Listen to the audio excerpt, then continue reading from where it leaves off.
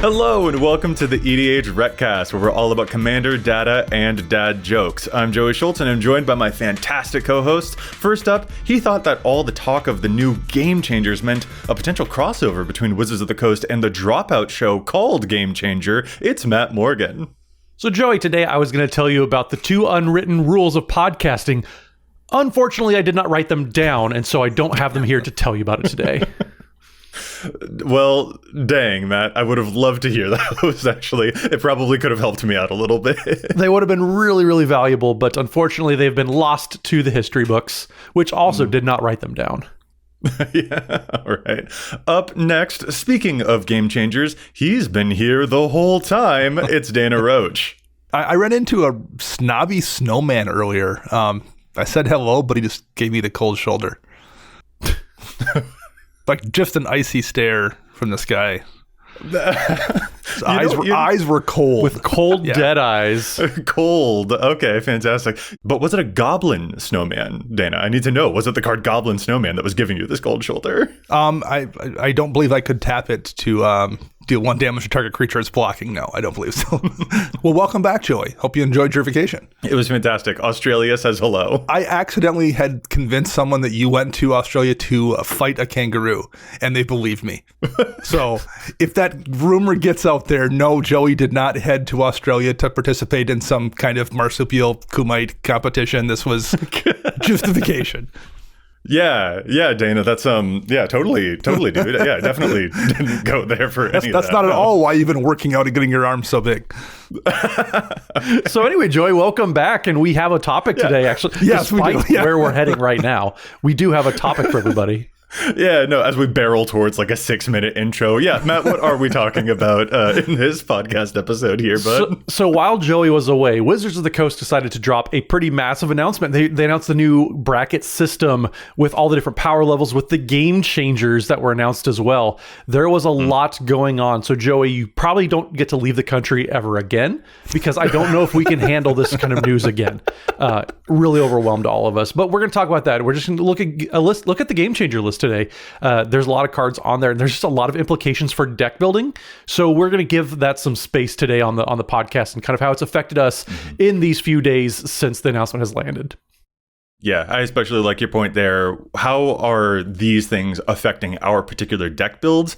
And what further thoughts do we have now that this has had a little bit more time to percolate is a really interesting thing to continue to explore. But we do have a couple of things to get to before we start analyzing all of that. We are excited to be teamed up with Dragon Shield. Their sleeves come in a variety of colors or with actual art on them. And if that isn't unique enough for you, their sleeve crafter tool at dragonshield.com is really excellent, letting you design personalized sleeves for your deck and Magic collection. It's really easy to use and lets you use any piece of art to make your sleeves unique and special to you and your deck. And if you click on the link in the description below, you get 5% off any Dragon Shield purchase. It makes your product cheaper and it supports the show. Damage to your cards will be repealed with Dragon Shield. Well, and if you would like to support the show, there's a lot of different ways that you can do that. But if you want to, you can head over to patreon.com/EDHRECast. There's all sorts of perks. Like you can see all of our historic challenges, stats, picks, neatly organized in a spreadsheet for you. All that and more over at patreon.com/EDHRECast, including the weekly coveted patron shout out. So this week, we are going to give a very special shout out to Michael Adamisen, who might be surprising. They're not surmising. They just went over to patreon.com/EDHRECast. So it might be Adamison, which means just, Michael, you're not missing out on anything because you have all those perks over at patreon.com. Oh, no, not the double joke because we don't know which pronunciation it is. Matt is he's covering all his bases, and I admire this. Well, yeah, good. You're Adamisen around. We ran out of fuel there, but either way, Michael, appreciate all of your support. Heck yeah, I love it. Okay, guys, we're getting into our show here, taking a more critical look at those Game Changer cards, and especially the way that they have started to impact our own deck building and how that is therefore starting to feed into our opinions about these Game Changer lists. Might need to set the stage a little bit for folks who are still catching up with all of this news. Matt, where do you think we ought to start with this one? Well, why don't we give a quick summary? I know we spent all of last week, we got to sit down and talk with Gavin Verhey about the bracket announcement, but it's still pretty fresh news. I know it just came out last week, and a lot of folks, if you're listening to this, you're probably traveling to MagicCon Chicago right now, so you want to make sure you're catching up on all the news, listening to us, which we definitely appreciate. So bird's eye view real quick. So the Commander announcement broke the new power brackets up into 5 different levels, whether it's level 1 exhibition, kind of the pre-con experience like core, level 2, bracket 3 is the upgraded. So those are the kind of the social brackets that you're going to see. And then of course, level 4 is the optimized, bracket 5 is CEDH. So along those lines, there also was a sub list of cards, which we're now going to call game changers. And this is 40 cards to start that are some of the most powerful cards in the format. You can make sure you check out, we covered it over on EDHREC. Mm-hmm. Joe, you had a really good video. We'll make sure all the links to check out the announcement, if you missed it, are in the description below. Mm-hmm. But like I mentioned leading up to the show, this kind of changed so much about what is going on in the Commander format and how we talk about the power levels of our decks. And especially since there is sort of a threshold of brackets 1 and 2 contain no game changer cards in the deck. Mm-hmm. Bracket 3, you can have up to 3 game changer cards in your deck. And then brackets 4 and 5, those optimized in CEDH levels, there's no holds barred here. You can play as many of them there. There are a couple of other factors that definitely affect where your deck lands. It is not just the game changers are the end all be all here. But that is something that we do kind of want to analyze here. Since there is that threshold mm-hmm. there in that middle bracket, it's a very nebulous space that has us considering a lot of how we feel about that nebulousness. And especially as we've been trying to put our decks into these brackets, it's gotten us kind of a thinking. Yeah, and I think one of the mistakes I think I've seen people make online a little bit is they are thinking of this in terms of a very binary way to describe your deck. My deck is a 3, my deck is a 2. Mm-hmm. It's not really how it works. This is just supposed to be supplemental language for the conversation you're already having with people. Yeah. And I think I do like the system from what I've seen so far in my limited experience using it. But it is a supplemental system, right? It is something that like you're using in addition to the pregame conversation, right, or to make that pregame conversation a little bit more clear to people. Yeah, that was one thing I very much appreciate about Gavin's approach to this. This wasn't meant to replace or just mm-hmm. supplant entirely the pregame conversation. It's the same thing as when the rules committee existed and they were saying this is how we're playing it. If you have a play group that works and all of you are flowing pretty well together, keep doing what you're doing. This is not meant to replace anything mm-hmm. or to interrupt something that is already working. Mm-hmm. This is a tool to help folks in those unknown play groups. I know that sometimes we say the untrusted play, mm-hmm. but when you're playing with folks you don't know, this is where that is going to come into effect. So if you never play outside, the kitchen table you always play with on Tuesday nights, you don't need any of this because you already have that play group and that rule 0 figured out pretty well for yourselves. Yeah, definitely a good reminder that these are a way to begin a conversation, not a way that we should be using to end conversations. Mm-hmm. That would be probably a little bit too reductive. That's not what this system is really here for. And we keep talking about these game changers. Let's actually real quick remind folks what is all on that game changer list. There's a list of about 40 cards here. So we've got in white the cards Drannith Magistrate, Enlightened Tutor, Sarah Sanctum, Smothering Tithe, and Trouble in Pairs. In blue, we have Cyclonic Rift, Expropriate, Force of Will, Fierce Guardianship, Rhystic Study, Thassa's Oracle, Urza, Lord High Artificer, Mystical Tutor, and Jin Gataxius, Core Augur. In black, we have Bolas' Citadel, Demonic Tutor, Imperial Seal, Opposition Agent, Turgid, God of Fright, Vampiric Tutor, and Ad Nauseam. In red, there's Jessica's Will and Underworld Breach. And in green, there's Survival of the Fittest, Vorinclex, Voice of Hunger, and Gaia's Cradle. And then for colorless cards, we have the One Ring, Trinisphere, Chrome Mox, Grim Monolith, Lion's Eye Diamond, Mox Diamond, Mana Vault, Ancient Tomb, Glacial Chasm, the Tabernacle at Pendril Vale, and finally we have the multicolored cards. Some of these commanders you might remember, like Kinenbonder Prodigy, Eureka Tiger Shadow, Winota, Joiner of Forces, and Grand Arbiter Augustin IV. So guys, what was your initial reaction to this list of game changers? And crucially, I am curious in this episode to see whether that reaction has changed over time at all. I know that I personally was not super surprised by a few of the cards. I mean, most of the cards, they all make sense. These are the heaviest hitters in the format. You have cards that either warp a game because of what they do, and then you have Cyclonic Rift and Rhystic Study and just a bunch of blue cards that are all super, super powerful. So it's not surprising. There are a few cards that I kind of scratched my head at, and I get it, even though I don't necessarily agree. I think that's kind of what my gut reaction was is, oh, Bolus of Citadel, I guess, maybe, sure. I'm more surprised at cards they left off the list because I think a lot of people are kind of arguing, well, why stop at 40? Because there's so many other cards that are kind of on the same level. And so there's a lot of debate. I understand the intent behind the list. I don't think it's a perfect list. That's kind of my reaction as well. And as I'm reading it, my response is like, oh, yeah. Okay, yeah. All right, that makes sense. Yeah, for most of them. I do think you could very easily go through and spend like 10 minutes per card talking about different things, like Bolus of Citadel.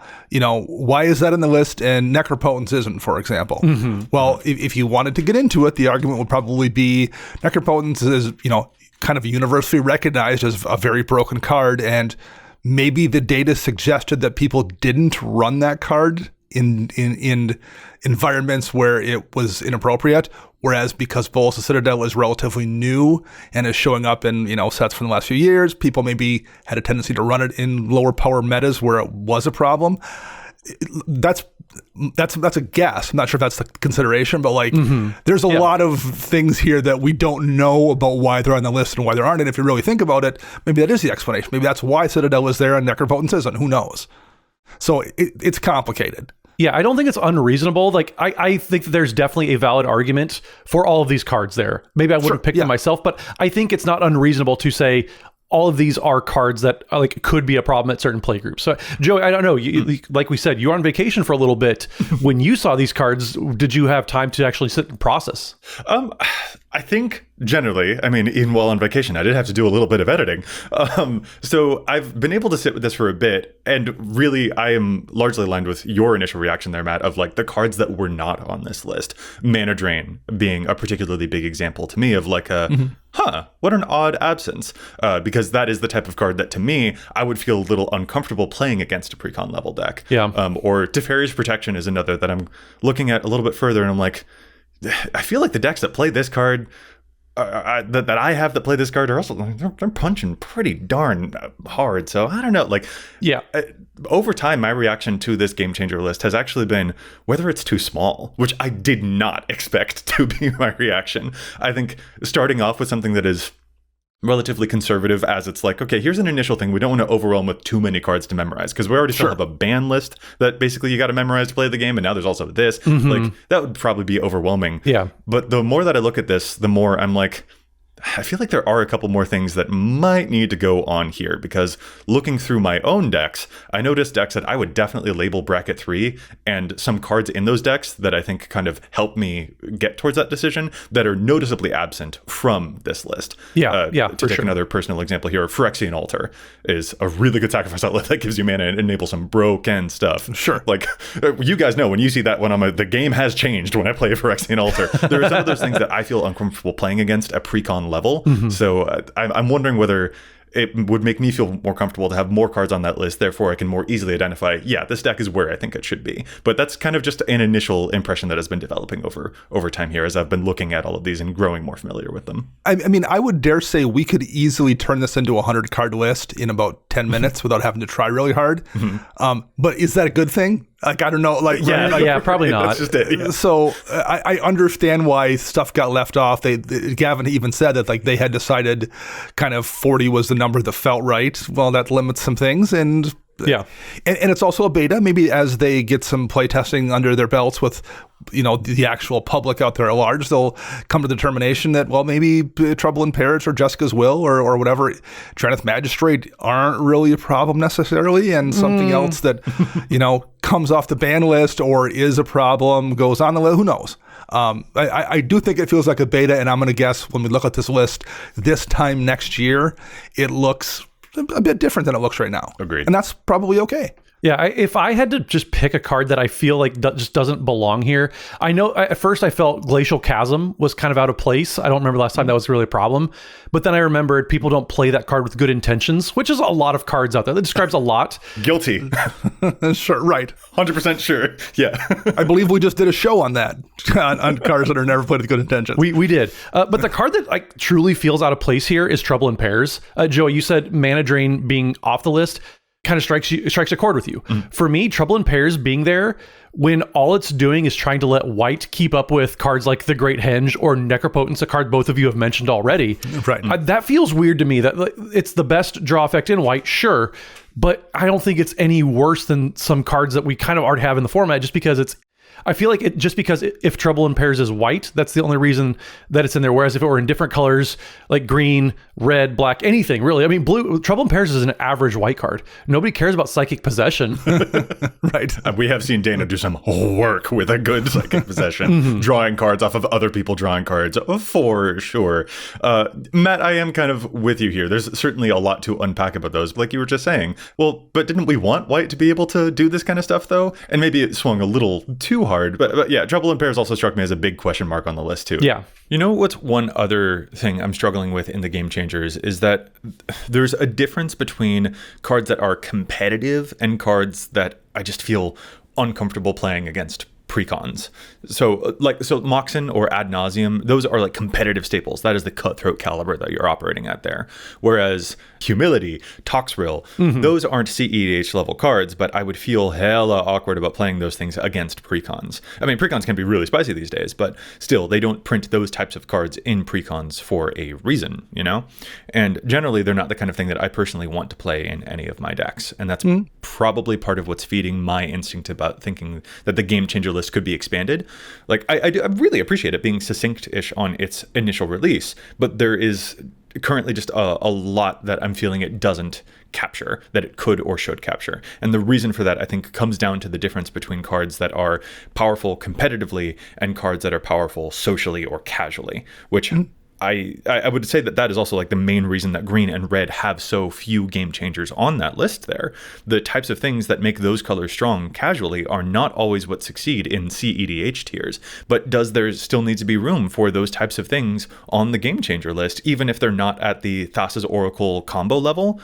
Maybe. I'm thinking so. Like a Constant Mists, Seedborn Muse, those are not competitive level cards at all, but they can be kind of game warping in social settings. Or to go to red, like a Treasonous Ogre, which lets you pay life for mana, that is not an effect that people tend to use honestly, I don't think, at least in my experience.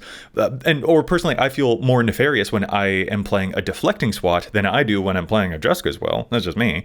And like a lot of things that green and red can do are already covered by other things that the bracket mentioned and don't need to be on the Game Changer list at all, like a Blood Moon land denial stuff, or Food Chain is already covered by the combo clause, right? Those types of things are already accounted for. And again, I'm glad that the list didn't begin as like super huge and impossible to track with so many things on it, but yeah. I am just feeling like currently it weights very heavily towards CEDH signifiers right now, and I think that there just is room for like at least a dash of these cards that are indicative of extra powerful strategies that exist at the more social levels.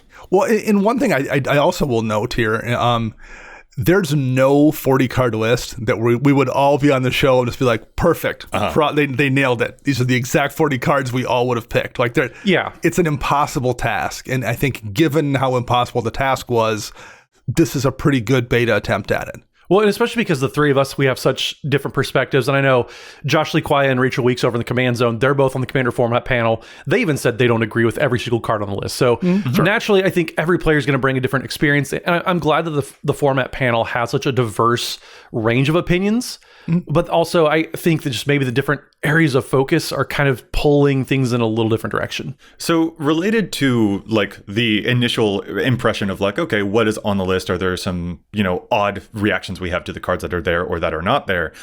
I think the next part of, of taking all this in, of absorbing all of this and then percolating on it for a little while and looking at how it affects particularly the way that we would evaluate our own decks. The next thing that has been coming to my mind, and maybe this is true for you guys as well, is that Game Changer threshold, the number of cards that can be in your deck, the number of Game Changers that can be in your deck at bracket 3. You can have up to 3 of those cards and it will still, remain in the bracket 3 idea. Once again, that is not the only thing that goes into whether your deck is bracketed in a certain way. But the thing that I've been kind of pondering as looking over all of this, and especially looking over decks of mine that I would call a bracket 3, I am wondering whether, to me, I'm almost coming upon this point of like, is that Game Changer threshold of up to 3 of those cards too high? Or do people maybe feel like it's too low?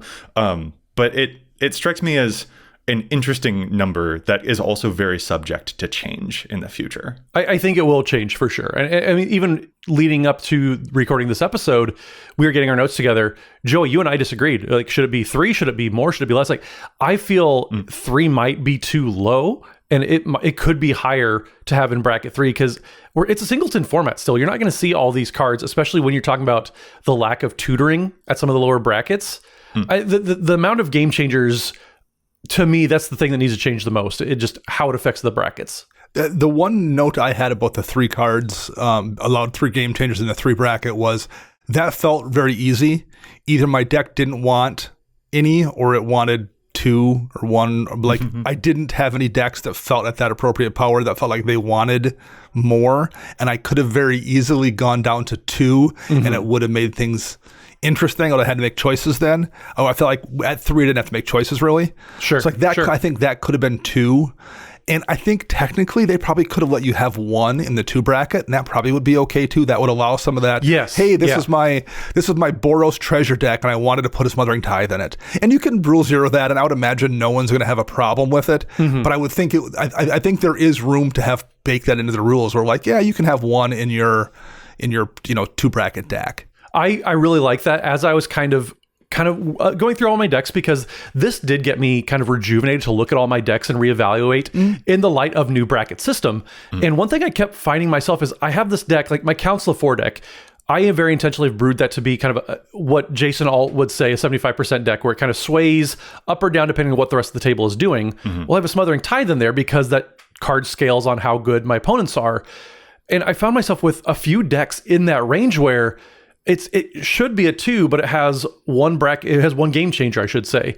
And it feels like so much to me, especially with how precons have included some of these game changers in there. We talked about the Faldorn deck last week that had Jessica's Will in there. Yeah. I feel like bracket 2 should allow for 1 game changer, because especially too, Wizards talks about, oh my gosh, I opened a pack, I got this flashy mythic, but it happens to be a game changer. I don't think throwing in a single Vampiric Tutor is going to make your deck go from a 1 to a 3.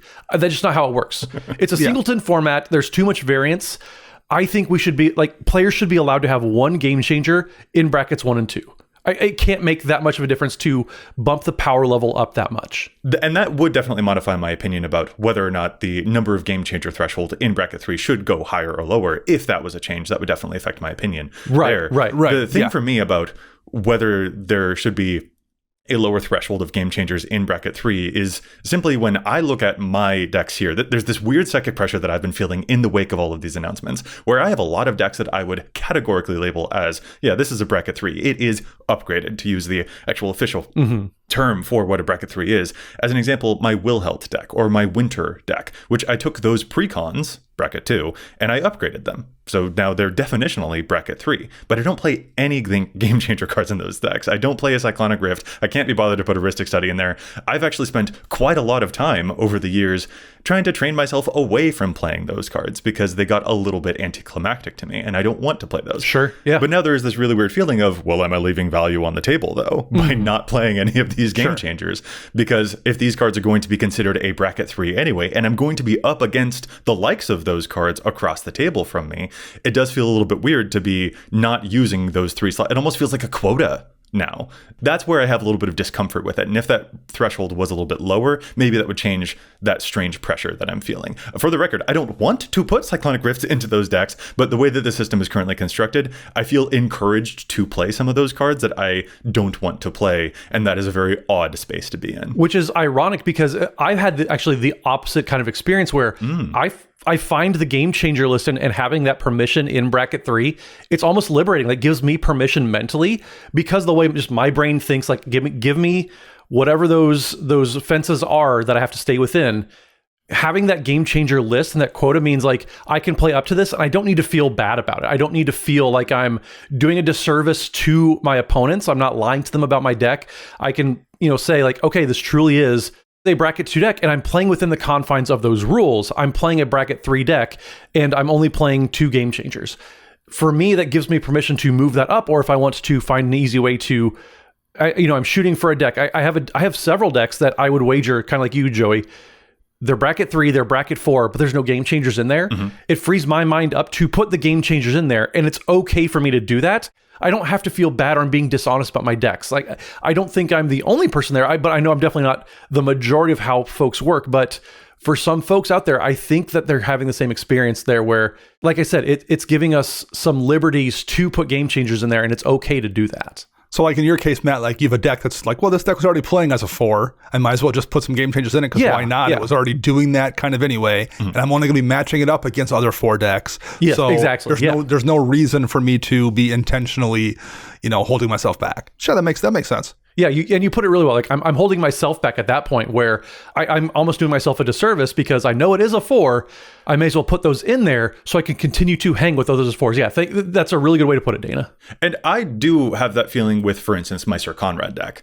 Taking a look at it, it has currently a Bolas of Citadel in there. But Matt, as soon as I posed the question of like, hey, where do you guys think my Conrad deck falls? You were like, oh, that's a 4.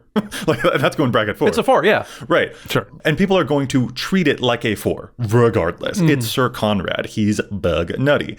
So to that end, yeah, I do feel like maybe it could throw a couple more of these game changer-esque cards in here because Sir Conrad ain't making friends. There's no way that like he's going to pretend to be. And it's a deck that I have never, ever felt like I should ever play against a precon, for sure. So yeah, I would also put it there myself. But for a lot of players out there, probably a mentality out there of like, well, I could just yoink that Bolas is settled out of the deck and then technically it would fall in a 2, when it is very much not a 2.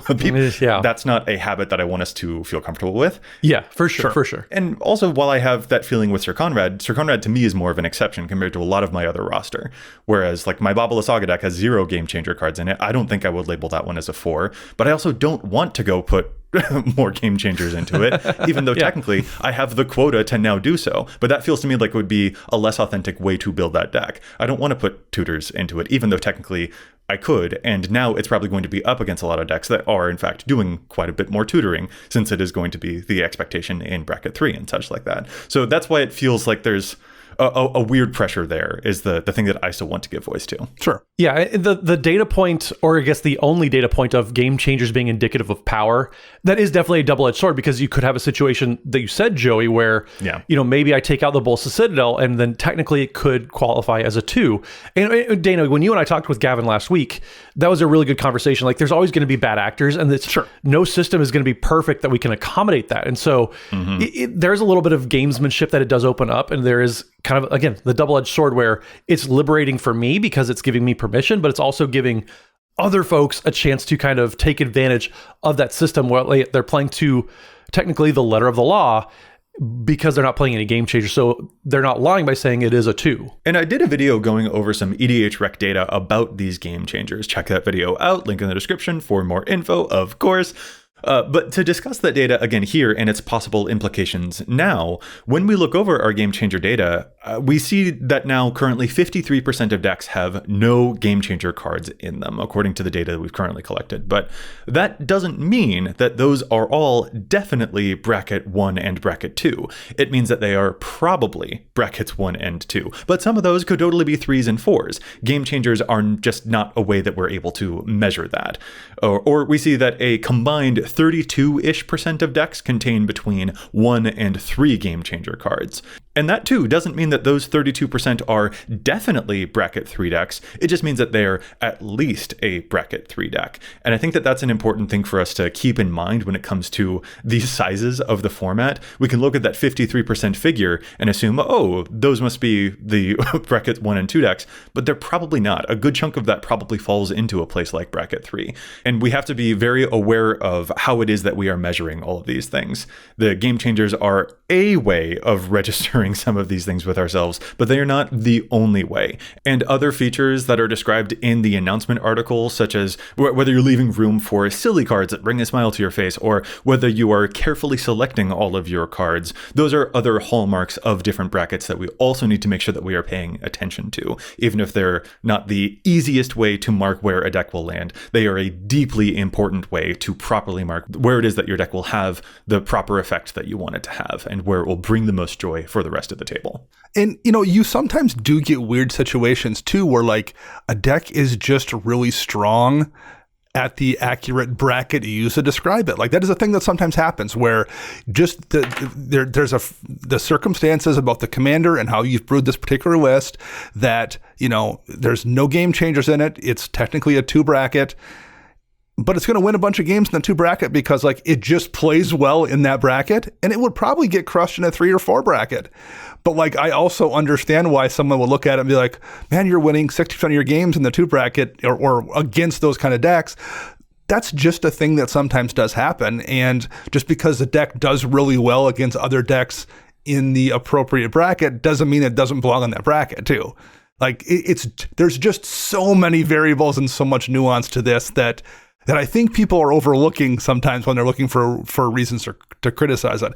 I said it before, and we're going to say it a bunch of times. This is just one more tool to add to the toolbox that we already had regarding discussing what your deck does. And I like that Gavin gave us permission and said that the new bracket system was intended to let you play up or down and pretty freely. And so that's something I'm actually kind of curious is, what does those look like in our actual decks? So maybe why don't we get into that? Let's take a quick break for Challenge of Stats first, and we get into how this is being executed in our own personal decks and any updates that we've made since this announcement. Yeah, definitely a good place to take the show. But you're right, we do have a quick pause for Challenge of Stats that we got to get to first, because there's a whole bunch of data, not just in the bracket system, but also in EDHREC that we don't always agree with. The internet is an amazing thing, a funhouse filled with basically any kind of information or entertainment you could imagine. But with that comes privacy risks and surveillance issues that could open you up to all kinds of malfeasance. Let's say you're just minding your own business, downloading the newest high-definition Linux distributions, and you don't want someone peeping in on your connection and invading your privacy. One of the best ways to keep your online activity secure is with ExpressVPN. When you use ExpressVPN on your phone, computer, or whatever, your internet connection is rerouted through a secure, encrypted server so you can watch your favorite Linux distributions anonymously without anyone looking over your shoulder. Even something like incognito mode doesn't keep you and your privacy safe. Those functions still allow your internet provider to see everything you're doing, and if you live someplace with a shared network or shared Wi-Fi connection, everyone else can too. In this day and age, that's pretty scary. That's why I use ExpressVPN whenever I go online, and I recommend all of you do the same. With a single click of a button, ExpressVPN stops others from getting a free license to peek over your shoulder, so you can download all the Linux distributions you want safely and securely. Find out how you can get 4 months free by clicking the link in the description below or by going to expressvpn.com/EDH. That's expressvpn.com/EDH for 4 months free. Keep yourself safe with ExpressVPN. This episode is brought to you by the Adventure Time Card Wars game, who is celebrating their 10th anniversary this year. In case you haven't checked out the unique gameplay before, there has never been a better time to start your adventure than right now with a brand new Kickstarter celebrating this occasion. Prep ya buns for 3 new collector's packs with all new heroes that fans have voted on. Now you can bring the Flame Princess, Fern, Prismo, and even the Lich to life with hot new twists to the original game. Explore the lava flat landscapes and heat up your experience with 6 new characters and 240 new game cards. Pledge now to join the fun in the land of Ooh. There are 6 new heroes that add on to the original game with stretch goals on the Kickstarter that will reveal brand new cards and fresh new ways to play. Floop the pig and make sure to pledge today. The campaign is only open until February 27th, so make sure to pledge before time runs out. Click on the link in the description below to support the Adventure Time Card Wars Kickstarter. Again, click the link in the show description and support Adventure Time Card Wars on Kickstarter. Floop today and support them on Kickstarter.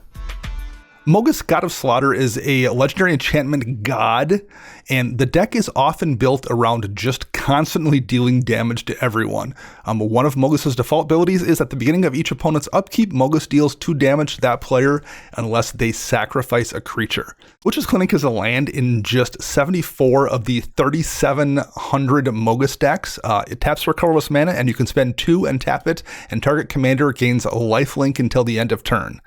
Because Mogis decks tend to run so many of those cards that turn life gain into life loss, this gives you one additional way to generate damage by giving a commander life link that then actually winds up being additional life loss in that deck. And if you happen to not have one of those cards in play, one of those enchantments like Reign of Gore, you can just use it on your own commander to gain extra life to keep you ahead of the effects that you have in your deck that are doing damage to everyone.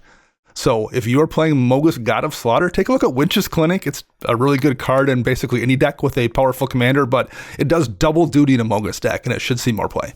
I'll move to my challenge now here, and that is coming to us from our listener with the username Trees in our Discord. And Trees, of course, taps for green mana. Trees brings to us a very, very cool challenge for the commander Marchesa, Dealer of Death, the Marchesa from the Thunder Junction set. That is the Grixis Human Rogue for 3 mana, a 3/4. Whenever you commit a crime, you may pay 1 generic mana, and if you do, you look at the top 2 cards of your library, put one of them into your hand and the other into your graveyard. And as a reminder, committing a crime, it means targeting opponents, anything they control, and or cards in their graveyard. That is what will constitute committing a crime. So if you use a removal spell on their stuff, yeah, you're going to be able to potentially pay him an extra mana here and take a look at the top cards of your deck and get to keep one of those. This is a very interesting commander here, and a card that Trees points out that should be showing up in way more Marchesa Dealer of Death decks is March of Swirling Mist. The Kamigawa blue instant X and a blue. As an additional cost to cast that spell, you may exile any number of blue cards from your hand and reduce the cost by 2 for each card exiled that way. But it has the effect of up to X target creatures phase out, which is a fantastic little protection piece. This card has saved my skin in so many ways. Dana, I understand you to be a big fan of this one as well. I love a card that can be used offensively or defensively, and this one definitely can be. And that's exactly it. Trees is pointing out here in this challenge that March of Swirling Mists can be used to protect your own board, phase out your creatures to avoid a board wipe, for instance, but you can also use it to phase out someone else's creatures to free up your ability to attack them, for instance, or if they were attacking you, can just be like, and those are not a problem for me anymore. And what makes this card so good in this deck isn't just how flexible the card is, which is already reason enough to run it, but you also have the ability in this deck for it to be capable of committing a crime, where then Marchesa will actually let you get another card off of it. This is a super flexible spell, and Trees, I agree with you that it is kind of wild that this card doesn't show up on Marchesa's page at all. It's showing up in barely 116 of her over 3,300 decks out there. That's pretty wild. I think this card is good enough to play even without the extra synergy that Marchesa offers, but considering that extra synergy that she does have, this card feels like a cert to me. So let's move those numbers up on the March of Swirling Mist. That is a great card for Marchesa decks. Put the March in Marchesa. Well, my challenge isn't going to put the March in Marchesa, but it's going to put the how in how you give Captain Howler decks a bunch of haste, maybe? That makes sense, yeah. So my challenge is for the most built commander in Aether Drift so far, and that is Captain Howler Sea Scourge. So that is the new Izzet commander. It's 2, a blue, and a red for a 5/4 Shark Pirate with Ward 2, pay 2 life. Everybody loves seeing Ward again, yay! But also, the important ability here is whenever you discard 1 or more cards, target creature gets +2/+0 until end of turn for each card discarded this way, and then whenever that creature deals combat damage to a player this turn, you draw a card. So if you look at this deck, it's got a lot going on, a lot that you might expect. It looks pretty similar actually to my Riel the Everwise deck that I used to have, all about discarding a bunch of cards pretty much whenever you need to in order to trigger all those abilities. But a card that I think needs to be showing up in so many more decks, if you have any discard synergy built into your deck, Bitter Reunion is an absolute must play. So it is 1 and a red for an enchantment that says, whenever Bitter Reunion enters the battlefield, you may discard a card. If you do, draw 2 cards, then you can pay 1 mana and sacrifice it and give creatures you control haste until end of turn. Enters the battlefield, you get to discard a card, draw those 2 cards for just 2 mana. If that's the end of it, that's already on par with a lot of other cards that have been printed with like any of your discarding to rummage type of effects. But it's an enchantment that gives you haste later on in the game. So if you find a way to establish a battlefield, for example, and this has been sitting around for a few turns, you can cash it in then, give that entire team haste, and while you're continuing to pump it up with other discard effects in the deck. I think Captain Howler absolutely would love Bitter Reunion. It's a card that I just think, again, any discard deck that has any sort of synergies built in just wants this. It does so many things that you want to be doing, and that's also not even taken into account if you're able to flicker Bitter Reunion. Then there's some decks that are able to do that too. So if you want a great way to give your entire team haste, it's kind of like how, Dana, you really love Crashing Drawbridge. I absolutely love Bitter Reunion for anything just as a way to give the team haste. So if you're building Captain Howler, make sure you're giving that a second look, because it's only a quarter and you're going to get way more than a quarter's worth of work out of it. I love Bitter Reunion here, and this might break your heart a little bit, Matt, but like, to bolster what you're saying about how this card needs to be played more, Bitter Reunion is showing up in 38,000 decks, and the card Tormenting Voice, which is just a sorcery for 2 mana, and it does that first effect of discard 1 card to draw 2 cards. That one is showing up in nearly 70,000 decks. It's cards like that. This is just such a great upgrade over cards like that. Or Magmatic Insight is another one too. Yeah, definitely a great upgrade and a really good pick for that deck because Howler can be so attacky. So I am way on board with you. Bitter Reunion is a great card in general, and especially there. Challenge the Stats has been brought to you by Cardsphere, the best way to turn your unplayed cards into played cards. You can send out cards you don't need for credit towards cards you do need, and they'll get sent straight to your mailbox. Go to cardsphere.com by clicking on the link below to check out our favorite way to build up decks. All right, so in the second half, I know that I mentioned right before Challenge of Stats, I want to get into what this looks like for all of our decks. And getting to look at all these, we talked about how, well, we have ideas for these decks, but we might be a card or two away because of the new Game Changer rules. So I want to ask both of you, what does this look like in your decks currently at the time of the announcement? And have you made any adjustable? I know that Dana has made adjustments because Gavin Verhey said on the announcement stream, you showed him a stack of cards that we were talking about when we recorded with him. So I had Ancient Tombs in most of my decks. I actually, that was one of the things, Joey, when we did our show on our win percentages. Yeah. I didn't think of it till afterwards. I'm like, you know what? I should actually start pulling some Ancient Tombs. And I hadn't got around to it, but I'd already been like figuring out which decks. Like, I should pull it from this one and that one. And this just made me pull the trigger. I just went through and pulled them from about half of my decks because I had a bunch of decks where that was the only game changer in it. So I wound up with a stack of like 14 Ancient Tombs when all was said and done. That's so many. I own like tombs. I own two ancient tombs. But you've been collecting for a whole lot longer than I have. So like, I totally understand how that happened. But that is very funny. And so you did make a change because it sounds like your intention there was, I want to actually like have a couple of these decks settle more downward so that they can play more towards potentially like in the precon angle or in low threes is basically what I'm picking up from what you're saying there. Yeah, like there was enough, my mono green Glissa Sunseeker deck, it's fine. It's a fun deck to play. It wins games, but like it's going to struggle probably at a 3 bracket. Even though I win an okay percentage of games with it, it's just like the power level on it is not anything noteworthy. And having an Ancient Tomb in it and having it truly sit in that 3 bracket didn't feel accurate. And so I had a handful of decks where like it just doesn't feel like a 3. Now, that doesn't mean like I won't make a note when I'm playing it. I also had some decks that just didn't happen to have any game changers in them. I'll make that note when I talk to somebody that it's going to play like a 3, so I will make sure I play it into 3s, even if I don't want to add any game changers to it. So like we said before, like this is just, you need to communicate beyond it because there's just a lot more nuance than just that.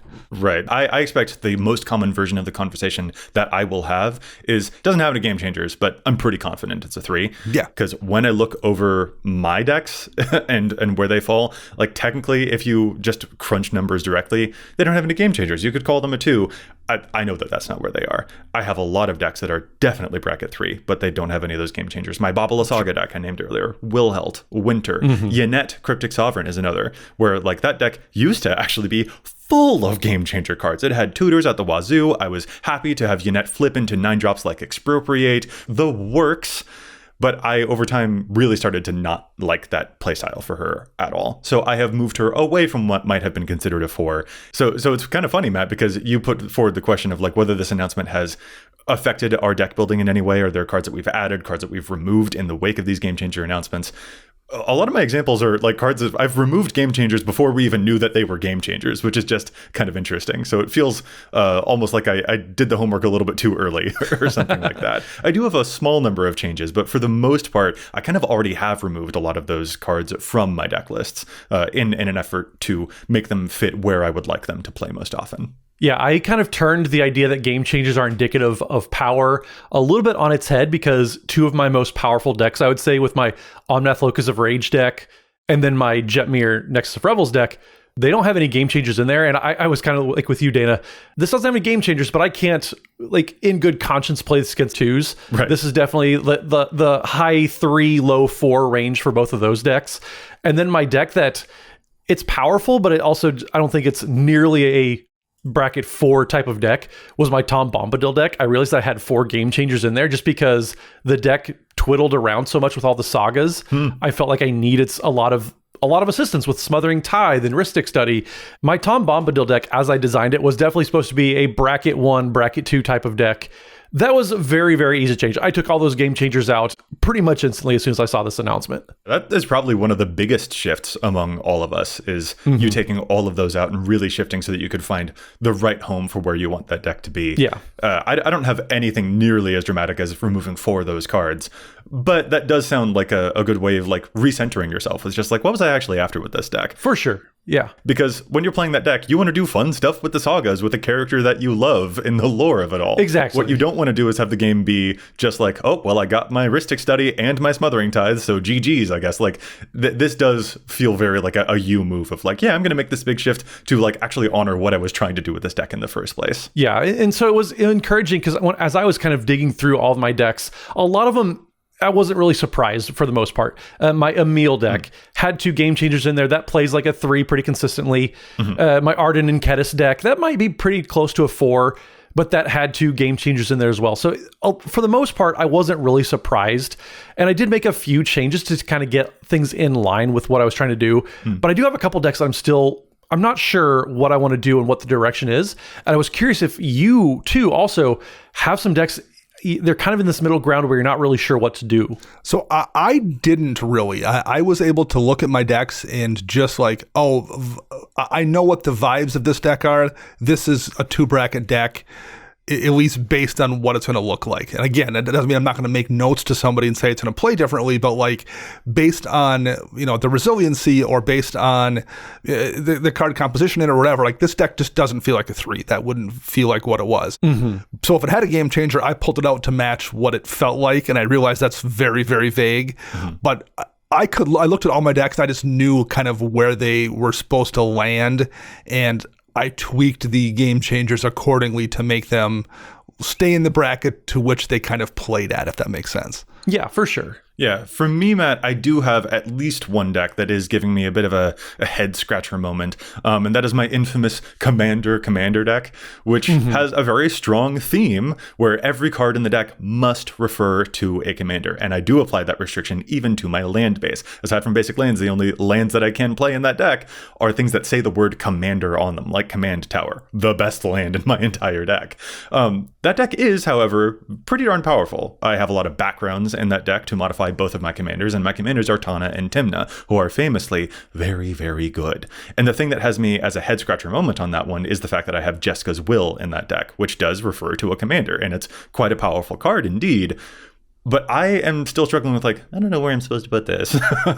This is an odd thing. I don't feel comfortable calling it a 1. It plays very, very well. And even though it does have a very strict theme that might be indicative of some bracket 1 decks out there, it's certainly very good. I don't, however, know that it is going to hold up very well against bracket 4 decks out there.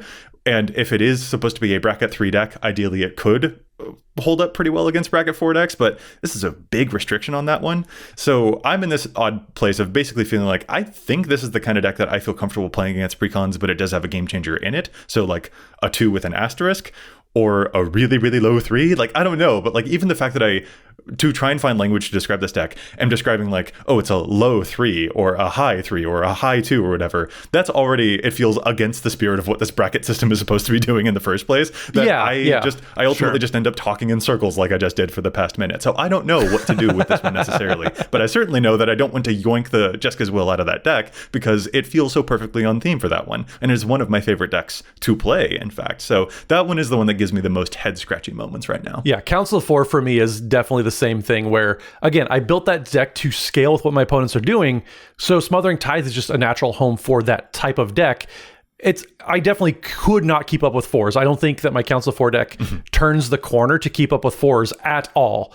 But it can definitely play against precons. It can play against those bracket 1 decks that are sub precon level, because if they're not doing a lot, my deck just does. It kind of sits there and like, okay, well, maybe I'll make a knight every now and then. And so it's just very, very curious that there's just so much gray area still when we're trying to make this more defined. And I do like the brackets overall with what they're trying to accomplish, but I think that there's still some refinement that needs to happen, because there are like some moments, like for you, Joey, with your commander deck, my Council of 4 deck, that yes, it has a game changer, but that's not indicative of the fact that it's by design not supposed to be a 3 either. I almost with this am wondering whether we have the correct number of brackets, like whether there is room here in this nebulous middle that could have a little bit more of that space fleshed out. Like there could be a 3 where you play 1 game changer, and then there could be a 4 where you play up to 3 game changers or something like that. And then there's going to be the optimized bracket and the CEDH brackets on top of that. We would end up having 6 total. Like in my head right now, I'm like giving consideration to like, is there another space here that should exist to help define some of these more nebulous qualities or not? I'm not sure. It's sort of more of a thought that is occurring to me presently rather than something that I've like hardcore deliberated on. But just kind of an odd thing that I keep running into with some of these examples, I guess. Yeah, you know. Ultimately, I'm coming off of the idea. Like the longer I contemplate that, I'm just not feeling it, because making another space there just veers too close to my deck is a 7 problem. Like since I don't play CEDH, there are functionally 4 brackets for me to consider, which means I do actually have an even number of brackets, 1, 2, 3, 4, to deliberate on, and I don't have a default middle space. Yeah. That I think is good for me. I have to choose whether I'm pointing down or whether I'm pointing upward, and that makes me more aware in a way that I appreciate. I don't think the system needs to create some special space for me there, because I think the system does actually have one for me already. Solution-wise, at least speaking for myself, even being able to say game changer list 3 probably helps me find like-minded individuals. So if you out there have upgraded your precons, but you don't want to play against the game changer level of play or whatever, being able to use just that phrase, game changer list 3s, as a conversational tool is a version of this system being pretty helpful in the pregame conversation. But also, like, just because I'm not playing those game changer-esque cards in my bracket 3 decks doesn't mean that I mind playing against them. I think that those decks hold their own against other decks that will feature like Smothering Tithe and One Rings or whatever. So I'm coming off of that extra spot idea, but thank you all for bearing with me, because I did need to vocalize my way through it and sit with it for a bit. Well, in one of the things too that makes a big difference, so many of the commanders printed in the last couple of years are just really strong on the card. Right. The commander that has ward and does the thing and then rewards you for doing the thing that the card itself does. Like so many of those commanders just by default feel like they're 3s because they have everything you need baked into that commander. And you can run no game changers with that and put it, it's technically going to be a 2. And that deck's always going to play stronger than it is because everything is right there at all times on the card in the zone. So, that's another one of those things that like the system doesn't really account for.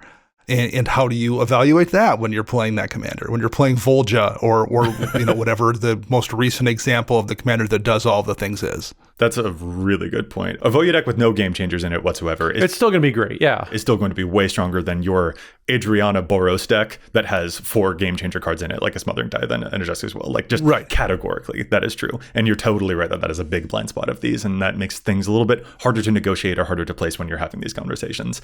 Oof. My Coma deck is the same way. Like, it's very hard to keep this at just a 3, just because of the nature of the commander. And this was another one we talked about before we hit record, where I want it to be a 3. I only had 1 game changer in there before I started making any updates. And you can see it coming from a mile away, but that thing that is coming is hard to interact with, and it's really stinking powerful. And that's just because the commander was built so obscenely powerful. So yeah, it puts my Coma deck especially in this weird position where I don't want it to be a 4. I don't see myself playing a ton of times at 4, but I also want a home for my Coma deck. So where do I find that middle ground where I still am able to take advantage of the cards that bracket 3 allows for, but I'm not like just beating people down every single time I play that deck? Yeah. And then you have the inverse of that, where you have the commander that is very unassuming and may have a very unassuming ability. And therefore, when you sit and play with it, you get ignored. And that lets that deck kick off and eventually do its thing very, very often, because there's always bigger threats at the table. Well, just because that commander in that deck wins pretty frequently because it gets underestimated doesn't make it a 3 too, right? Like there's just so many variables here, and it's really tough to categorically put a deck one place for another just entirely based on this list of 40 cards. Mm-hmm. I have an interesting question here. Dana, you had a big example of one of the most... The card that you removed from the most decks was Ancient Tomb. Mm-hmm. You had a whole bunch of those because you've been collecting for so long, and you had them in a whole lot of places. And that was an easy way for you to be like, nah, let me announce that this is not the type of deck that is supposed to be going up there. I do want my Tivash deck, I think you said, might have been one of them. Whereas like, this is one that I want to gear lower rather than gear higher. Sure. An example of that for me, and this wasn't across too many decks, but like the card that I guess I could say gave me the most trouble with where I wanted to place things was Jeska's Will. The Commander deck that I have isn't the only place where Jeska's Will was sort of a standout as the singular game changer. I also have a mono red Skoa deck, which is very, very silly because that is a commander with grandeur, which means you want multiple copies of it, which doesn't work, but it's just I flicker this red guy over and over again to deal a good chunk of damage here and there. And I did have a Jeska's Will in there. And what I'm probably going to do is remove that Jeska's Will because I don't think that this deck needs to necessarily stay. Like, it doesn't need to gear up. I can gear that one down. And Jeska's Will also was kind of a question mark for me in my Karazakar deck. So all of this is to say that Jeska's Will is the card that I think has been giving me the most guff, you could say, when I'm looking over this and where I want to have cards appear. And I'm curious if there are any other cards for you guys that also existed as like, what was the biggest pain point or problem point or biggest question mark card for you across all of these? We announced Ancient Tomb as one example already, but if there were any others, I'm curious about getting into them. I'm curious about Dana's response too, because yes, he had Ancient Tomb in every deck, but you also said it was pretty easy to take that out of all the decks that you wanted to be at 2 level anyways. Especially because we just got a set with a new cycle of dual lands in it. So I'm like, oh, well, I can just be super lazy and pull Ancient Tomb out and put in this new dual land and like, okay, well, solves that problem. The one weird one I ran into was I have a Boros Knights deck. I had an Ancient Tomb in it, obviously, but like I had a Jeska's Will and I had a Trouble in Pairs in it. So it's the best draw options by far in those colors. Right. And that deck is just not, I mean, it plays fine and I enjoy playing it, but like, it's going to have a tough time hanging out in the 3 bracket against most decks that you will see called a 3. So the reality is I pulled both of those cards. I was already going to pull Ancient Tomb anyway, probably. And then I'm like, well, I got to pull these two too to take it down to a 2. And that felt really bad because like having a Jeska's Will and having a Trouble in Pairs in a Boros Knights deck is just giving me, like you said earlier, Matt, it's giving me the ability to hang out with everybody else that's drawing a bunch of cards because they're in colors that have a bunch of card draw. Mm-hmm. Yeah. So that downgrade in that deck felt bad because I felt like I could have left both of those 2 cards in that deck and kept it as a 2 bracket and probably not really had the deck perform beyond that level. But also, myself personally, I would rather try to find a workaround than try to like come across as disingenuous maybe when I say, well, it's a 2, but I'm running 2 game changers. Yeah, that gets weird. And have to explain, like, I just didn't want to deal with that because then what if the deck kicks off? Like, what if the deck blows up and I want it winning on turn 7 or something out of nowhere? Then I look like a jerk for making that claim too. So it's just easier for me to have found 2 replacement cards, even if I felt bad having to lose my 2 best draw spells. So those were the 2 that jumped out at me, Jeska's Will and Trouble in Pairs, especially in any kind of a Boros deck. I think so many people are going to have trouble taking Trouble in Pairs out. Because again, I hate that you're basically being punished for drawing. Like, how dare you draw cards and you're not playing blue? How dare you? With that's very much the vibes that I get from it. And so, yeah, I didn't take Trouble in Pairs out of my only deck that I had, and I have it in my Arden and Kedis deck, but that very much is high 3 type of deck anyways. The card that I found myself removing the most from decks was Fierce Guardianship. It was a pretty easy swap, though. I know that card has an extremely high power level, and so it wasn't really hard, but it just as far as sheer quantity of decks I was taking it out of, that was probably my most played game changer that's getting shifted around to other decks. I would say, I want to say Smothering Tithe, I guess, because in the decks I was using it, like my Tom Bombadil deck, it was kind of guardrails or the bumper rails when you go bowling. That's how I was using it in that deck because I'm playing a really bad 5-color deck with not a ton of mana fixing. And so Smothering Tithe was kind of covering that sin in the deck building process. But I know that's not how that card is used. So again, it was easy to take all of my game changers out. And for me, that was probably the most excited I've been to tweak with decks. We joke a lot, like the two of you spend way more time thinking and updating your decks than I do. This got me really, really excited to go through and dig through my decks. And so for me, it wasn't hard necessarily. It was really exciting, but I did find myself taking out a lot of game changers at the same time. Interesting. Yeah, those are interesting. I think Smothering Tide is also another big standout example here. And I like, in general, the like extra attention and focus that this is putting. You know, we like the intentionality here. We love the purposefulness that goes into these card choices. That is I think a really good sign of the system is that, like, yeah, your intention with what you're trying to do here plays a whole lot into it, which is, again, why the game changers are not the end all be all, but they are such a big part of the conversation that it does sort of feel like it's dominating quite a lot of our focus here. To give a different example of not just the let's gear some of these decks downward by taking out some cards for decks that want to feel a little bit lower, I have some weird examples of decks that I would actually feel comfortable tuning a bit higher.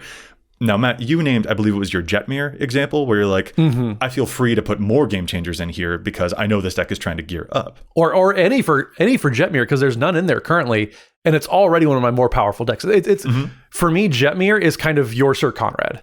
So yeah, and this is exactly it. Jetmir being a 3-color deck, you have quite a lot of options of game changers that you could put in there.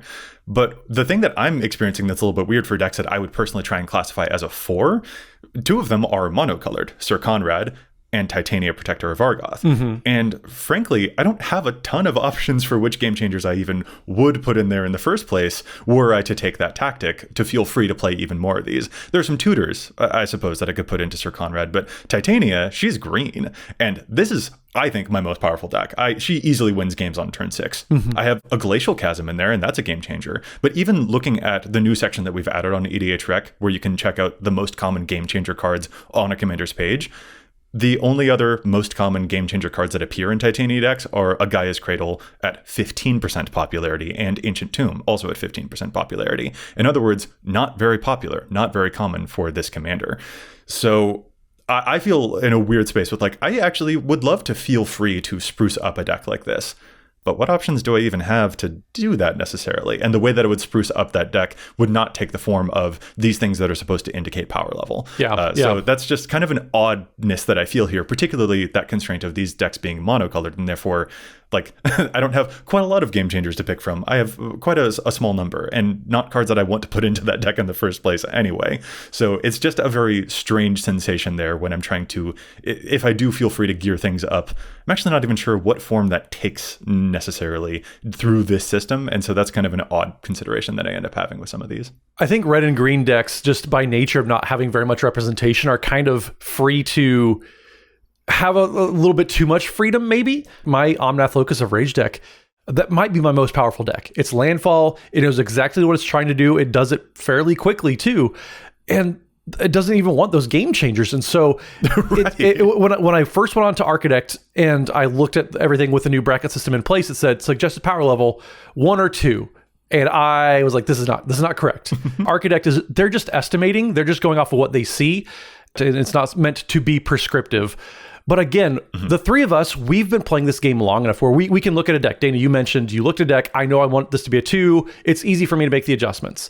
That's not going to be the case for a lot of players out there who don't necessarily have that experience. So, Dana, you love saying it's more art than science building a deck sometimes. Having that kind of expression there, I think a lot of players aren't going to have the ability to identify when a deck that doesn't have game changers still can be a very, very powerful 4-level deck because there aren't any game changers there. So that is a point of worry that I have, and maybe that's just the game is growing to a point where that's just how it has to be that way. Yeah, totally agree. And Matt, like you, I'm also very appreciative that a site like Architect is saying, this isn't prescriptive, we're estimating. Exactly, yeah. Vibes, unfortunately, not very programmable. Who'da thunk? An interesting point, though, that you brought up there about, like, the colors and where these game changers are weighted. It totally makes sense to me to see so many of them in blue. That is a long list in blue, but it is a small list in both green and in red, which I do have a little bit of a wonder of, like, yeah, I don't expect that a Gruul deck is necessarily going to be winning a lot of CEDH games, just knowing how many counter spells there tend to be in the CEDH format. If there are popular Gruul combo lists at the top end of the format, by all means, let me know. Not a thing that I'm necessarily proficient in, but, like, just at a raw glance, yeah, it makes a lot of sense that blue is going to be a much bigger presence there and a much bigger problem. That said, having so few in red and green, Matt, to echo a point that you just made, does make me wonder a little bit whether there's going to be, whether this reinforces a kind of weighting of where certain colors fall within each of these brackets. Yeah. And therefore, if we end up kind of having almost a recursive effect on that of like, well, we see that not many red decks register as high bracket because they have so few game changer cards available to them. Therefore, that reinforces that red goes in lower places more often than it goes in higher places, as an example. And whether that just kind of like, whether we encourage ourselves in a bit of a wrong way here, which is another reason why I think that maybe this list might need to be expanded a little bit more. Not necessarily to make all of these ratios even across all of the colors, but it is just kind of odd to me that there's such a lack of representation in certain colors, despite the fact that, you know, I personally think my mono green deck is one of my most powerful. And Dana, having played against your Reki deck, which is also mono green, I wager that's also one of your most powerful decks. And yet there aren't a lot of ways to easily register the power that is going on there without a lot of self-admission going on here, which can be a pain point. And I would love to see tweaks in the system that allow that to not necessarily rely upon too much self-admission. Well, in one last thing, I think that the system doesn't really factor in that I have seen people talking about online as well. We talked about this, Joey, when we did our year-end stats episode, but like, we're all kind of people that are the equivalent of that guy you knew who had the pool table in his basement, right? And when you go play pool with your friend group, that guy kicks everyone's butt because he grew up playing pool. We're people that just do this all the time too. And how our decks perform might not necessarily like reflect how someone in the Wilds deck who doesn't do this for a living performs. And that's going to impact just because our deck plays really well, it doesn't mean we're not bracketing it appropriately. It's just we do this all the time. Conversely, you might be someone who goes to an LGS where Frank Karsten shows up and you're getting destroyed because you're playing against, you know, some of the best Magic players of all time. That doesn't mean your deck isn't accurately being called a 3 just because it loses all the time. You're just playing against people that are playing at a level beyond you with a similar power deck. So like that isn't your winning rate with a deck also doesn't necessarily reflect where it belongs in this system. I mean, I'm just curious, like, Dana, why are you comparing yourself to Frank Karsten? That's quite the flex for a social format, but that's just me. I mean, I get it. Like, I would like to think that I have the hair of Reed Duke, but I just don't. Frank Karsten and I both like math. I guess that's what I meant. That's what I was getting at there. And I have the scarf of Andrea Mengucci. There we go. Pocket Mengucci. I love hit it. all the bases. There we go. Oh, goodness. I mean, I think that's like our key to like start heading out there, Joey. Yeah. No, that was just it. I was like, are there any final impressions that we want to leave off on there? Or is that pro player sort of montage the thing that we want to have be our last impression here? So I think despite us talking about all of the things the system doesn't account for, that isn't a knock against this bracket system. There's no perfect way to do all of this, and just because we're noting the flaws and the things it misses doesn't mean there's a way to compensate for that or there's a way to account for those things. We're just noting the things that it misses and that you need to bear an account in your head and talk about in the pregame conversation. I think it's a pretty solid system, and I'm looking forward to seeing how this plays out in the weeks and months ahead. I think it's a good system. I think that there's enough room for improvement here. Again, my big thing is folks are already looking for this to fix all the problems and be an end all be all. Sure. That is definitely not the case. That's not what this was ever meant to be, not what it was intended to do. And so I want to give everybody a reminder that this is meant to supplement your Rule Zero conversations. This is meant to help out and communicate and give tangible data points and conversation pieces. And I've seen a lot of folks not treating it as such. And so, again, making sure that this is not we talk a lot about how these tools need to open doors. Joey, that's something you like to say all the time, not shutting doors. And people are acting like this is shutting. So I hope that we grow into this system. And again, I really hope that people give all the feedback. So if you have feedback, we got to work with Gavin Verhey and Wizards team about this when we were implementing everything on EDHREC. please let us know the feedback that you also have. We love sharing this with their team. We've already passed on a lot of feedback that you've given us. And so make sure just keep giving that feedback to Gavin on social media. Give it to us in the comments below, because that definitely does help. And we definitely are listening and looking for that, because as much as we like to talk about this, we love the format. We love this game, and we want to look for ways to make it better. And we get feedback to help make that happen. Heck yeah, Matt. I love that point. That's something that I wanted to reiterate as well, that these are ways of beginning conversations, not ways of ending conversations. And as a final note for myself as well, an interesting effect that this has also had on my deck building is when looking over the official list of game changers, I also see, some of those absences, cards that I'm like, oh, it's conspicuous that those cards are not on the game changers list. And I almost in my head have like a list of unofficial game changers that I am also reevaluating. So it isn't just looking at these 40 cards that is taking my attention here.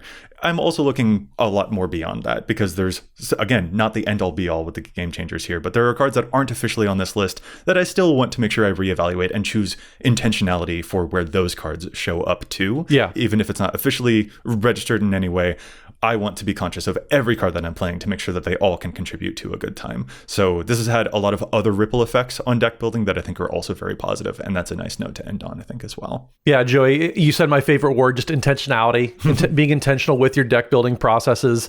You can't just be throwing a willy-nilly Cyclonic Rift in your decks anymore. And it's a nice reminder with the game changers list, just what do you need to look out for, and just, again, be intentional about how you build your decks. Yeah, a willy-nilly Cyclonic Rift or a willy-nilly Ink Shield or Teferi's Protection as well. Every single one of those cards can get a little bit more scrutiny. Well, just a little guy, just a little Ink Shield as a treat. As a treat, yeah, absolutely. All right, well, as Matt said, definitely give us feedback about all of these things and how they've been implemented on places like EDHREC, what you like about the system, what you don't, what are changes to the bracket system that you would enjoy seeing. Let us know. But with that, we're going to call this episode to a close. So fellas, if our listeners would like to get in touch with us, where is it that they can find you on the onlines? Matt? So you can find me on pretty much any social media platform at Mathimus55. That's MATHIMUS55. And don't forget, we proudly are wielding dragon shields to protect us from all harm that's going to come to our decks. We trust our personal decks to Dragon Shield. We put them all in the sleeves. We have the long boxes to store our decks. We just can't say enough great things about Dragon Shield. So make sure you click on the link below to get yourself a little discount when you support us and get yourself some Dragon Shield swag. And Dana, how about you? You can find me online at Dana Roach. I'm writing articles for EDHREC and Commander's Herald, and you can find all of us together at patreon.com/EDHRECast. And you can find me everywhere online, from Instagram to Blue Sky at Joseph M. Schultz. And you can find the cast online at EDHRECast. Plus, if you have a question for us or perhaps a challenge the stats submission that you'd like us to know about, you can contact us at edhrecast@gmail.com. Listeners, we'll be back at you next week with more data and insights. But until then, remember, EDHREC your deck before you wreck your deck.